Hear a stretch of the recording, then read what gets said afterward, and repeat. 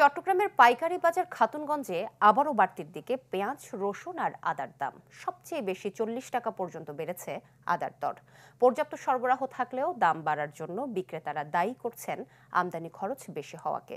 আন্তর্জাতিক বাজারে কমলে দেশেও দাম কমে আসবে বলে জানান আড়তদাররা। ট্রাকে ট্রাকে পেঁয়াজ ঢুকছে চট্টগ্রামের চাক্তায় খাতুনগঞ্জ পাইকারি বাজারে। লোডিং আনলোডিং ঘিরে চলছে ব্যস্ততা। কোনো ধরনের সংকট না থাকলেও গেল সপ্তাহ 10 দিনের ব্যবধানে বেড়েছে পেঁয়াজ, রসুন, আদার দাম।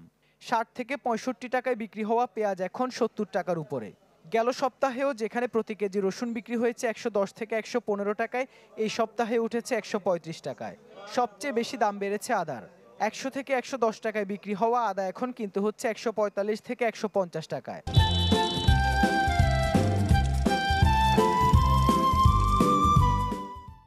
সামনে যেভাবে বেচা কিনা হচ্ছে, মাল আসতেছে, আশা করি কমবে, বাড়বে না বাজার। আমরা তো এখানে মনে করেন এই 70 টাকার ভিতরে 72 টাকা এরকম বিক্রি করে দিচ্ছি, ওরা তারপরও লস খাচ্ছে বলতেছে। ভারতের মালের কোনো দরকার হবে না, দেশি মালেতেই ভরপুর।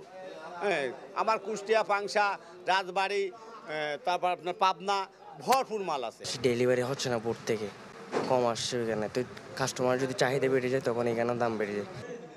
দাম বাড়ার কারণ হিসেবে বেশি খরচকে দুষছেন ব্যবসায়ীরা। চীনে রসুনের দাম বেশি হওয়ায় খরচও বেশি হচ্ছে বলে দাবি আড়তদারদের।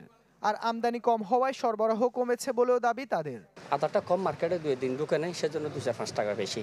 হয়তো এই আগামীকাল মাল হয়তো ডেলিভারি হলে কমে যাবে। এটাই আদা বাড়ার কারণে আদা মোটামুটি মার্কেটে একটু ফাঁকা, মাল কম, এই কারণে আদার বাজার বাড়ছে। বাজারটা স্থির হচ্ছে না, যার কারণে ইম্পোর্টাররা ক্ষতির সম্মুখীন হচ্ছে। এতদিন তো এত লস গেছে, আর এখন এই 35টা বা বেশ বিক্রি করলে এদের একটা মানে যে কেনা বা ক্রয় মূল্যর মোটামুটি এটা ঠিক আছে।